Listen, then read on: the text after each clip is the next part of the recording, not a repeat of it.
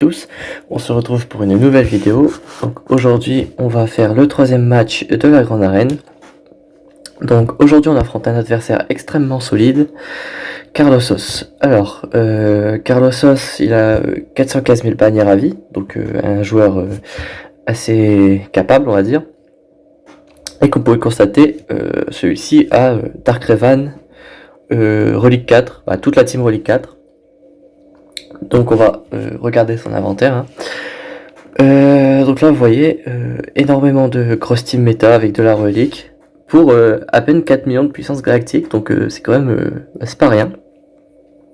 Donc là on peut constater qu'il a Revan, Dark Revan, une team Padmé, CLS, même si Anne et Chewbacca sont équipement 12. On voit que il a Shakti avec tous les clones Relic 5. Donc ça c'est quand même une team redoutable aussi. Et vous constatez que si je scroll, faut mettre quand même un petit moment avant d'arriver aux équipements 8, équipements 7, etc. Il a quand même beaucoup d'équipements 12. Donc ça va être un match extrêmement serré pour le coup. Donc une bonne nouvelle pour moi et en même temps une mauvaise nouvelle. Moi j'ai fait quelques recherches en amont.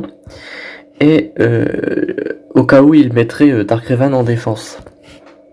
Donc j'ai regardé un peu toutes ses vitesses sur ses personnages. Donc 269 sur Dark Revan. On est à 303 sur Bastila. Modé en full vitesse et pas de pouvoir, donc ça m'arrange. Vous allez comprendre pourquoi. HK de mémoire, il est assez lent. Voilà, 198, donc ça va, même si 6 tours sont destructeurs, ça va encore. Le soldat Sith, très lent, mais en même temps, le soldat Sith, c'est un des personnages qui requiert aucune vitesse, ou même avec 100 de vitesse, c'est amplement suffisant. Par contre, il faut qu'il tank énormément, et vous pouvez constater 150 000 de points de vie en réunissant santé et protection, donc c'est pas rien. Donc ça c'est quand même quelque chose. Et petite particularité, il a la raillerie en début de combat, donc ça fait de lui un pré-taunt et ça peut compliquer les choses. Le dernier c'est Malak, modé en ténacité, 127, donc ça va poser problème. Après globalement ce 257 de vitesse ça passe. Donc ouais, ça c'est une grosse team. J'ai regardé chaque Ticlone aussi pour savoir un peu les vitesses. Ouais, globalement, c'est des persos assez rapides de base et lui il les a bien modés. Donc, alors je constate qu'il a aussi modé 5 en dégâts. Donc ça, moi c'est quelque chose que je recommande, hein, modder 5 en dégâts.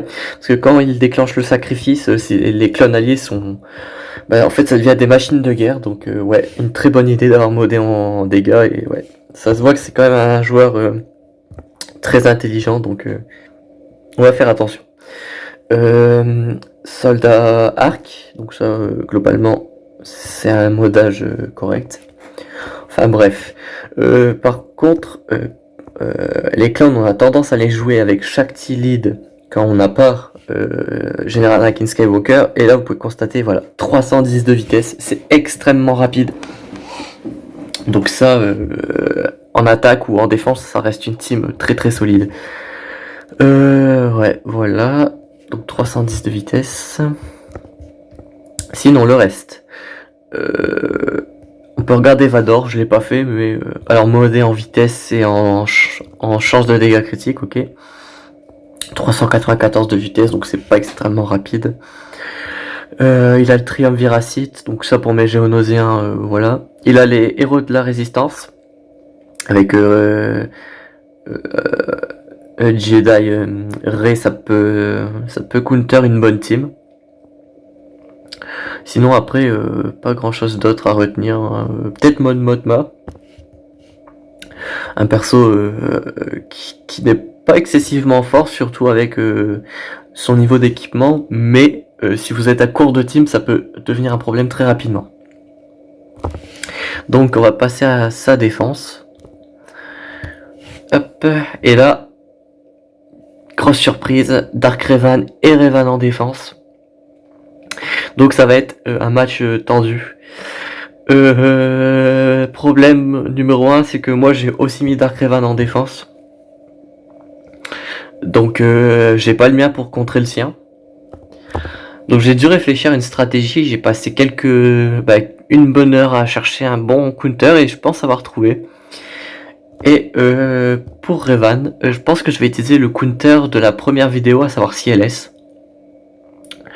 Cette fois-ci, Jedi Revan et équipement 13 relique 4, donc ça va être quelque chose de en plus par rapport à notre dernier adversaire. Et Yoda est à 290 vitesses, donc bien plus rapide que le précédent. Et chose à savoir, c'est que Jolly est équipement 12, donc ça c'est très très bien, modé extrêmement lentement, donc voilà, ça c'est une bonne chose. Le reste, je vais pas m'en préoccuper tout de suite, parce que là pour l'instant les deux matchs qui me stressent le plus, ça va être Revan et Dark Revan. Donc il faut savoir que le personnage, comme vous avez pu le constater, c'est le personnage le plus rapide, comme vous avez pu le constater, c'est Bastila, 303 de vitesse. Et malheureusement, il faut avoir une team plus rapide que sa team pour pouvoir en venir à bout. Autre problème, c'est que on a le soldat Sith en raillerie en début, donc ça c'est un autre problème. Mais comme je l'ai dit, j'ai fait quelques recherches et j'ai une petite idée qu'on va essayer aujourd'hui. Après c'est Newt Gunray, ça on regardera un peu plus tard. Alors, ça me stresse, je suis vraiment pas sûr du fonctionnement de comment ça va fonctionner, hein. Alors non, c'est pas ici que je dois chercher, c'est plutôt ici. Alors c'est Shakti en leader, Rex 5. Est-ce que je mets le soldat Arc ou Echo? Moi j'ai tendance à dire Echo et je vais vraiment expliquer tout ce qui résiste derrière cette stratégie. Et en dernier, je vais mettre Anakin. Hop. Donc, comment ça marche? Déjà, il faut savoir que il faut impérativement que Rex soit plus rapide que Bastila. Et vous allez pouvoir constater que sur Rex, ça n'est pas le cas. 266. Mais deux choses à prendre en compte. C'est que, pour commencer, en fait, je pouvais juste regarder ici, en fait. Hein. Les soldats clones alliés ont plus 35 de vitesse. Donc 266 plus 35, ça nous donne 301.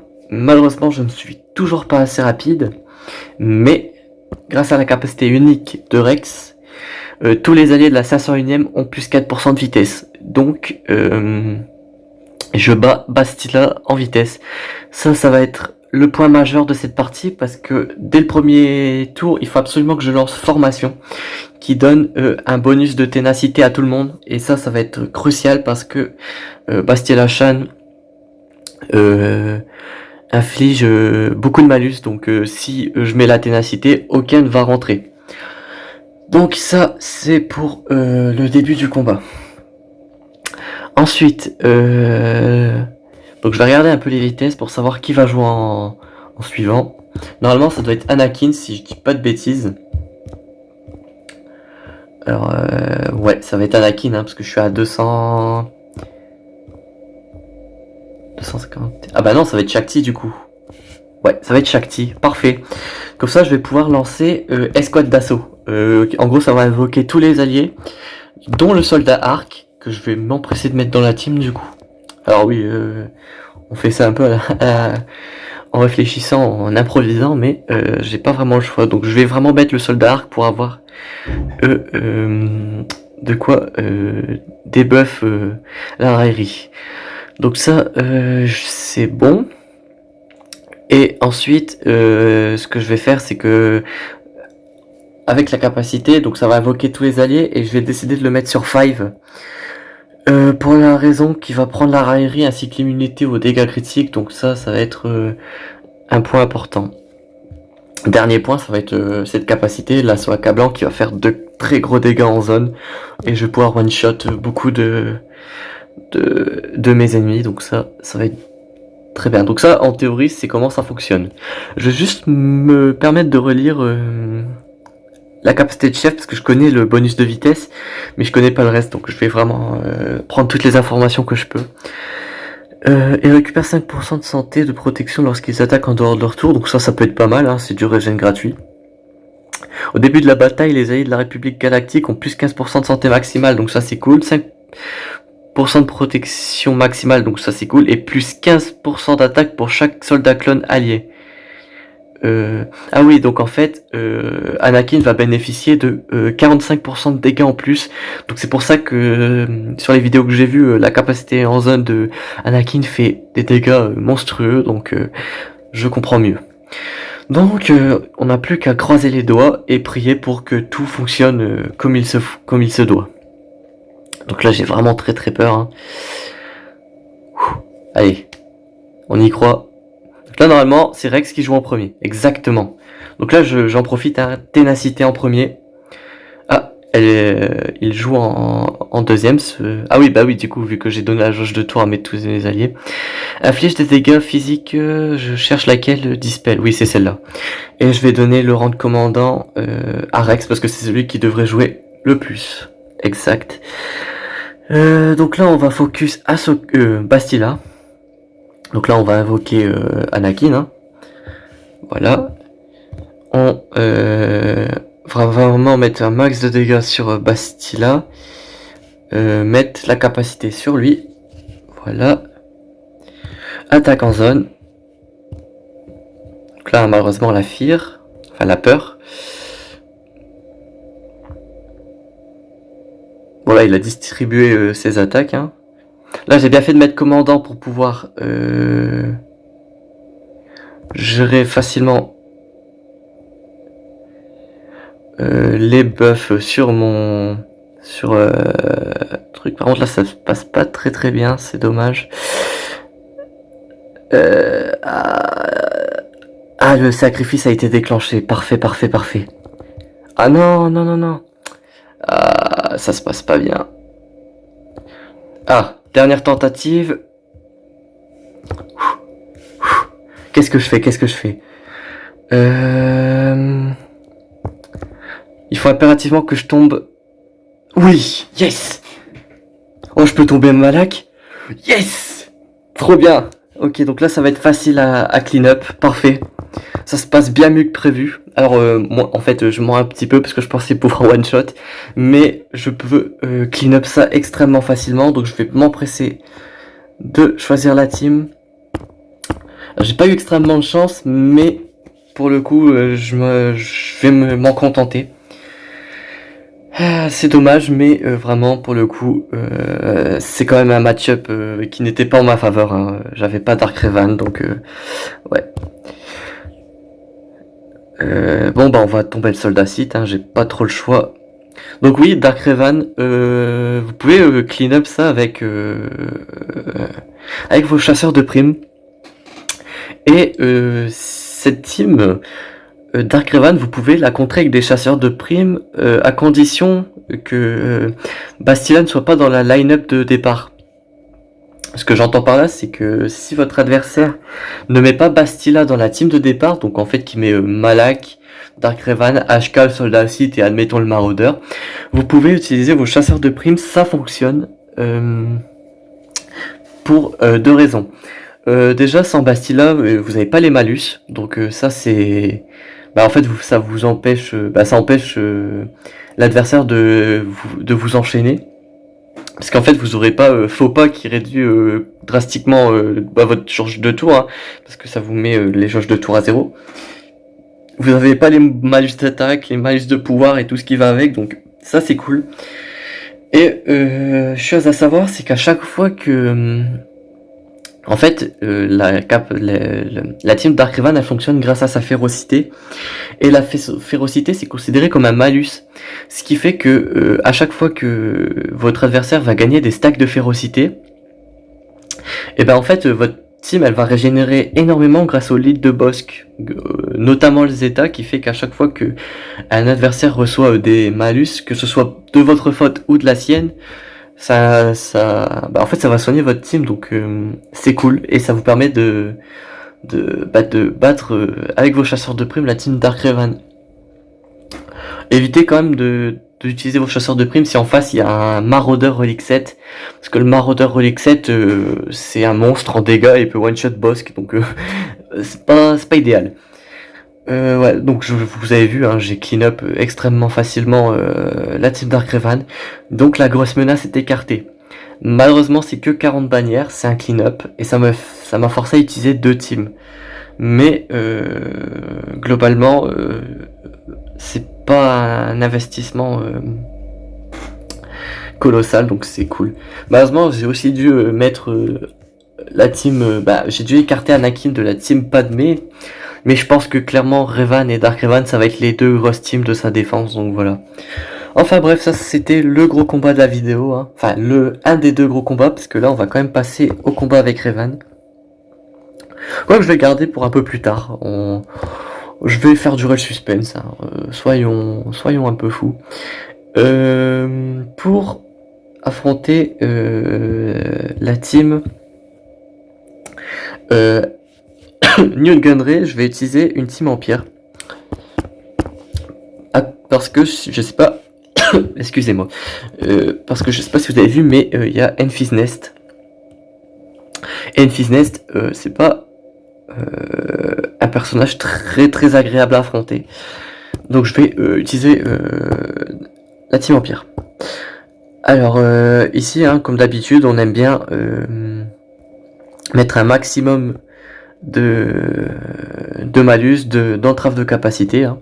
Là je vais mettre l'écrasement de force sur 2 coups parce que ce dernier contre-attaque, bon Enfys Nest aussi, mais 2 quoi plus de chances de contre-attaquer. D'ailleurs je vais m'empresser de le tuer, hein, je vais pas perdre plus de temps. Je vais retenter de remettre une habilité, une entrave de capacité. Ici le main damage dealer ça va être Jango Fett, donc vu que je lui ai mis l'entrave de capacité, on est parti pour l'étourdir. Donc là, si je peux mettre quelques malus en plus, j'en profite. Un stun de masse sur tout le monde. J'ai pu étourdir tout le monde. On réduit les jauges de tour. On va choc Enfys Nest. Ah, ça n'a pas landé. Là, on va tuer Newt Gunray. On peut utiliser la fracture. On va par contre cependant mettre plus de malus. Ah, malheureusement, j'avais pas encore le Zeta sur Vador qui dissipe le camouflage quand j'utilise le massacre implacable, donc c'est dommage. Mais pour la prochaine saison, je l'aurai, donc c'est cool. On va tenter de mettre le choc qui passe, parfait.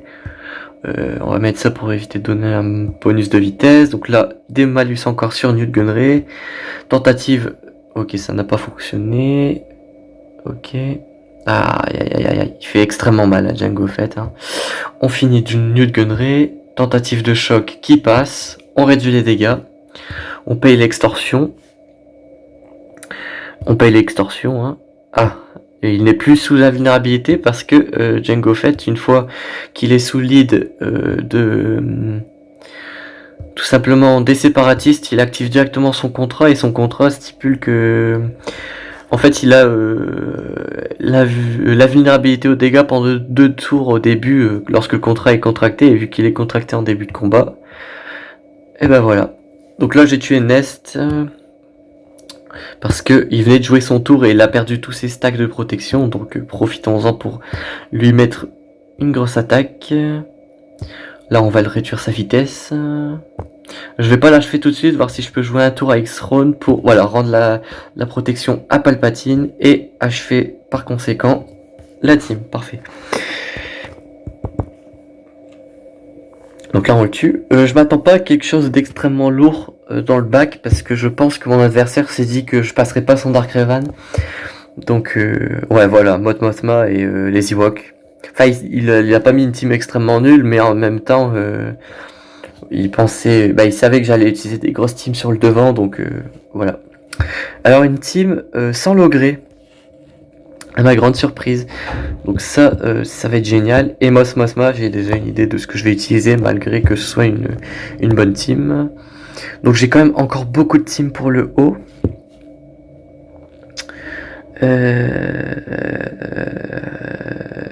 Alors là, j'ai une notif, on va l'enlever.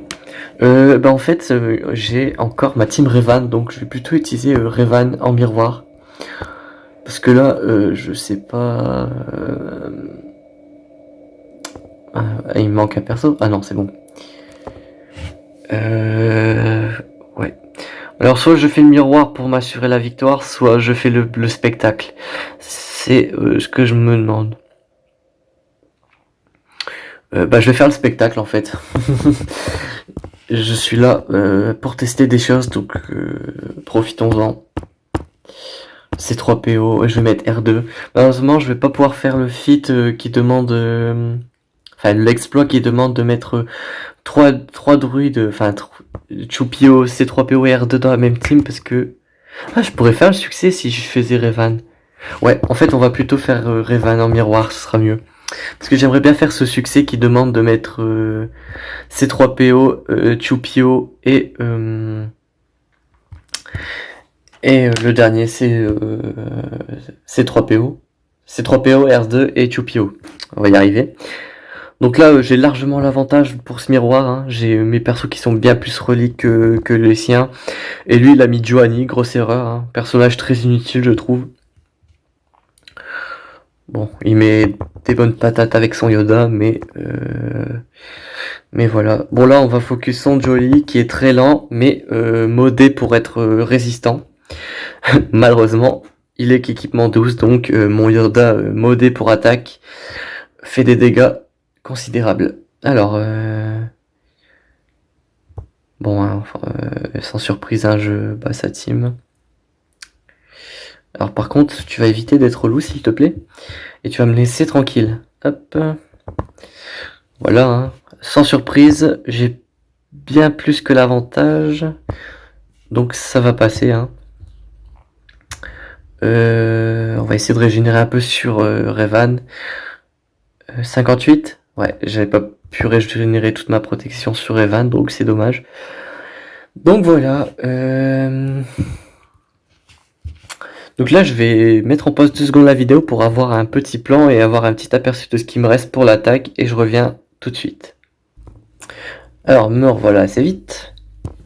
Je sais quoi utiliser, donc Han Solo, et je vais utiliser les persos, alors non pas Padmé, je vais utiliser les persos du succès qui est demandé.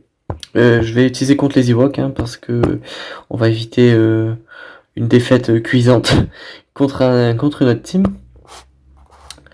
Donc me voilà. Donc ouais, normalement je devrais passer sans trop de soucis, parce que j'ai Commandant Luke Skywalker et un solo extrêmement bien équipé contre des Ewoks, donc ça devrait faire le café. Alors, on anéantit Chef Tirpa, on tue le personnage qui ressuscite, et on tue le main damage dealer. Tout ça avant même qu'il ait pu jouer. Donc là, je tue les Ewoks, et je vais tuer Thibaut parce qu'il a le plus de jauge de tour, et on finit le combat très rapidement en faisant le succès. Parfait. Donc là, on va enchaîner, hein. Traya versus Motmotma. Sith, Traya, Sion, Nihilus.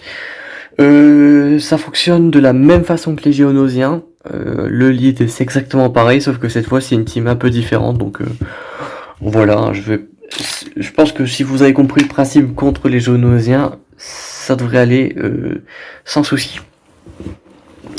Alors, par contre ici, la personne qu'on va isoler et empêcher d'avoir des tours bonus, etc. va différer évidemment, parce que c'est pas les mêmes personnages. Et j'hésite entre Poe et Biggs Darklighter. Je vais faire sur Poe parce que il donne énormément de jauge de tour à ses alliés, donc pas terrible. Donc je l'isole, hein. Et là vous voyez, même façon que pour les Géonosiens, ils perdent de la protection en jouant en dehors de leur tour, c'est parfait. On va augmenter leur délai, et en réduisant les miens par la même occasion. Hop, l'attaque en zone, parfait, comme ça ils sont tous obligés de focus Sion parce que ils ont la douleur. Bon, je vais continuer de réduire leur santé et les laisser taper en dehors de leur tour. On va affaiblir Poe, voilà. Bon là, ils continuent à attaquer, ils se font mal, c'est parfait. On va mettre douleur tenue par la haine plutôt. On va tuer Po, qui ne peut pas être ressuscité car il avait l'isolement. Et oui, Motma ressuscite des alliés à...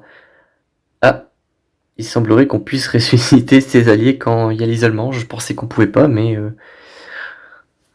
visiblement on peut maintenant. Ou peut-être que c'est moi qui me trompe, hein, c'est possible. Bon, bah enfin retuer Po, hein.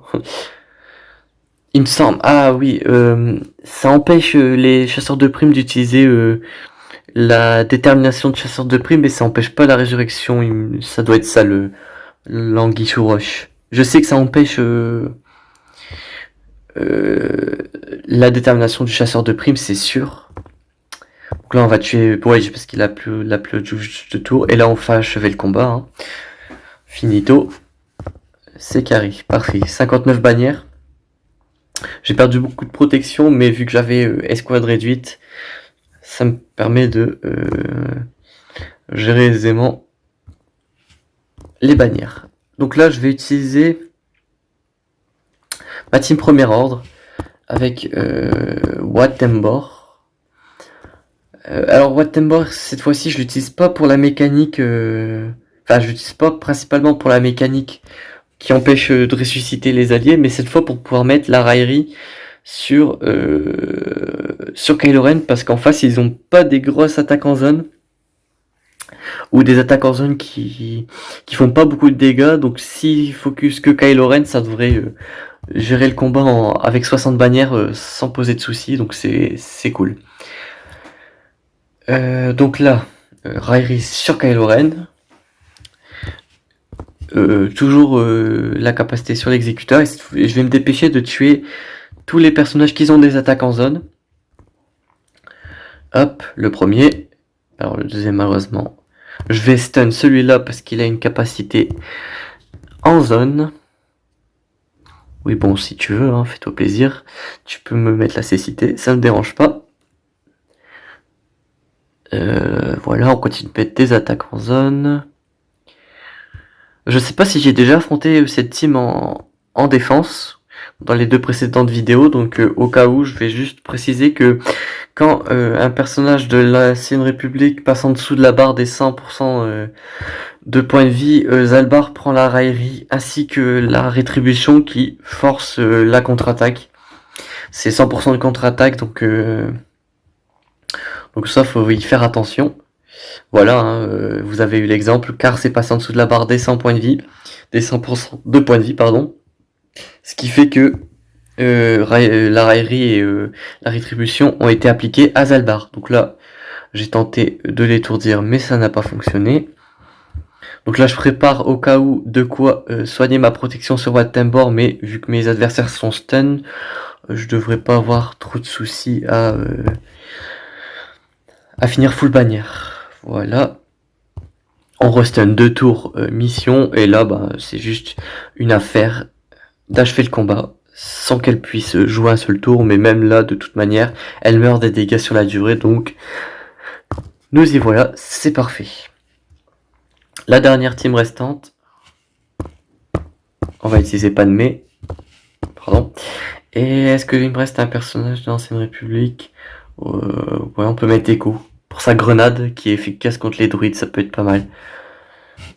Donc en fait ça va, j'avais assez de team pour l'attaque, malgré que j'ai dû clean up sa Dark Revan. Bon, j'essaie de récupérer un maximum de bannières parce que je sais pas comment va fonctionner, comment va être efficace mon adversaire. Donc pas de place à la surprise, et je vais essayer de gagner haut la main, même si ça va être compliqué. Alors j'aurais peut-être pas dû utiliser directement la capacité de Padmé parce que B2 m'a directement tout nettoyé. On va le focus, hein. Hop, la grenade pour les druides. Ça en a stun qu'un seul, mais c'est suffisant. Hop. Bon, ils font pas beaucoup de dégâts, hein. Des persos qui m'en 12 contre des personnages reliques, c'est un carnage sans nom. Hop. Même le droid de K, un personnage réputé pour faire extrêmement de dégâts, au final n'en fait pas plus que ça. Hop. Bon, focus B2, hein, c'est vraiment lui qui va être relou. Voilà, on le tue. À savoir que Grievous, il a le Zeta sur, ça doit être son unique. Oui, c'est sur l'unique. Joue un tour bonus à chaque fois que un de ses alliés meurt. Donc, ouais, pas idéal pour les bannières, mais on va s'en accommoder. Alors là, on va tuer Grievous si possible. Alors malheureusement, le droid de K peut se mettre la vulnérabilité aux dégâts, mais avec Ahsoka, avec sa basique, on peut le dissiper, donc c'est parfait. Bon, vous avez vu que Wolf, non, c'est Echo est mort, donc j'aurais peut-être pas dû le mettre finalement. C'est peut-être un peu overkill et pas très utile, et au final on perd des bannières, donc c'était pas le bon call.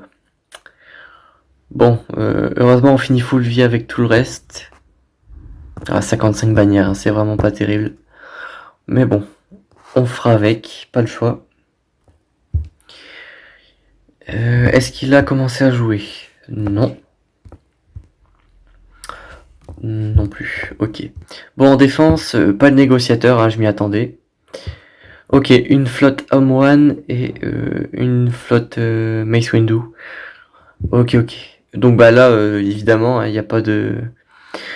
Il n'y a pas de questions à se poser. La meilleure team, ce sera forcément sa team Home One. Hop, alors non pas le Faucon Millennium, s'il te plaît. Rex. Rex, que j'ai enfin passé 7 étoiles son vaisseau. Une vraie plaie à farmer, mais bon, au moins c'est fait. Donc c'est cool. Euh...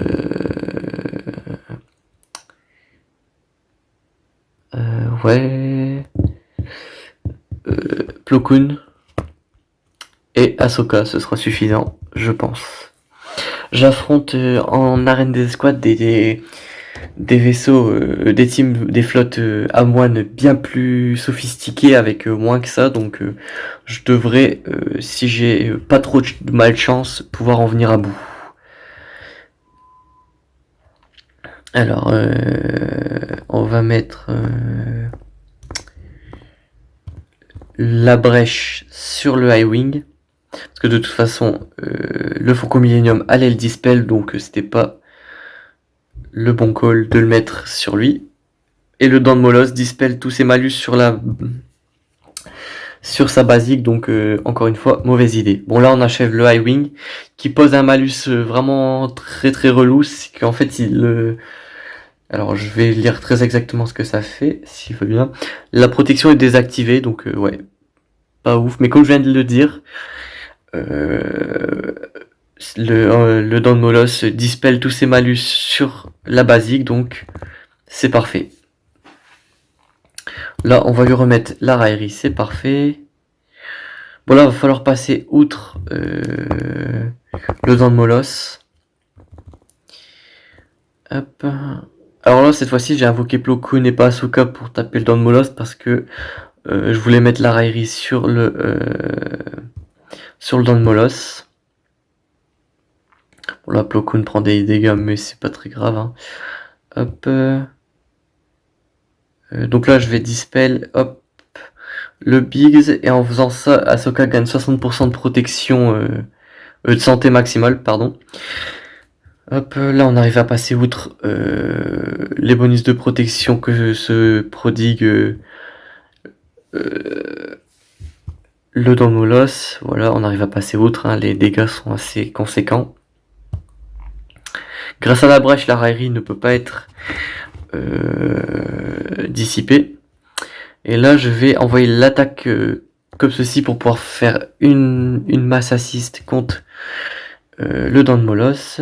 Pas de malus sur Ahsoka, donc on termine le Biggs. Et là, on devrait finir le Faucon Millennium sans trop de soucis. Parfait. 59 bannières. Alors, j'ai perdu beaucoup trop, visiblement, mais c'est pas grave parce que sur le prochain combat, on va pouvoir en récupérer. On va mettre Cassian en fort dans le doute. Et on est parti. Hop. Alors, parfait. Parfait, parfait. On va tuer les personnages de la République Galactique parce qu'ils ont quelques bonus grâce au vaisseau amiral. Mais on va essayer de venir à bout assez aisément de ces vaisseaux rapidement. Voilà, on le tue, parfait. Et j'avais pas besoin du renfort, parfait. Donc là, j'ai dû récupérer une bonne flopée de bannières, 69. Donc, le résultat final, 2102. Oh, je m'attendais à pire, je pensais être en dessous des 2100. Bon, là, on va... Les matchs sont terminés, donc si vous voulez partir de la vidéo, je vous retiens pas. Cependant, je vais continuer de parler un petit peu, donc comme je l'ai dit précédemment dans une autre vidéo, le score je le mettrai dans les commentaires dès que je l'aurai. Mais sinon, on va parler des succès, des exploits. Donc les voici. Pourquoi je vais pas tout de suite récupérer? On va faire un petit calcul tous ensemble. On va savoir si je peux récupérer mes succès tout de suite. En gros, l'idéal, ce serait de ne pas passer Chronium grâce au point de la victoire, parce que le problème, c'est que si vous passez Chronium pour l'inscription de la deuxième semaine de la grande arène, vous allez tomber contre des personnes, contre les meilleurs joueurs qui auront atteint aussi le rang Chronium. Ce rang Chronium n'est atteint en début de deuxième semaine que par des gens qui jouent extrêmement bien, qui font énormément de bannières et qui font surtout tous les succès. Le problème à ça, c'est que ces joueurs sont extrêmement bons et j'ai déjà essayé de faire une semaine Chronium et globalement ça va être des gens qui ont des légendes galactiques ou des rosters extrêmement bien développés, extrêmement bien modés et très souvent des pay to win en fait. Et moi c'est ce que je vais éviter parce que moi je veux quand même atteindre le rang Kyber, donc je vais tout simplement attendre de valider attendre mes points de victoire pour valider mes succès. Parce que tout simplement j'ai pas envie de perdre 3 fois d'affilée. Donc ça ouais vraiment c'est le point un point que je voulais aborder. Et le dernier point, c'est que quand j'ai terminé et que je me doute que mon adversaire c'est un bon joueur, je regarde son inventaire pour regarder ce qui lui reste en attaque, pour pouvoir savoir si je vais pouvoir battre pour voir s'il va pouvoir battre mon score. Donc en voyant ce qu'il a mis en défense, je vois qu'il a Padmé Shakti pour battre Ma Dark Revan. Donc globalement, s'il a pas de chance, ce sera un two-shot. S'il a de la chance, ce sera un one-shot. S'il a de la malchance, ce sera un two-shot. Et s'il a de la chance, c'est un one-shot. Donc ouais, ça me rassure pas trop. Ensuite, deuxième point, il a quand même beaucoup de team équipement 12, donc il a de quoi venir à bout de mes défenses.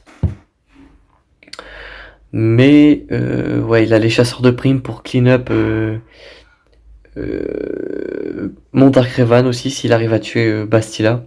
Si c'est pas le cas, peut-être qu'il est pas au courant qu'on peut battre Dark Revan sans Bastila grâce aux chasseurs de primes.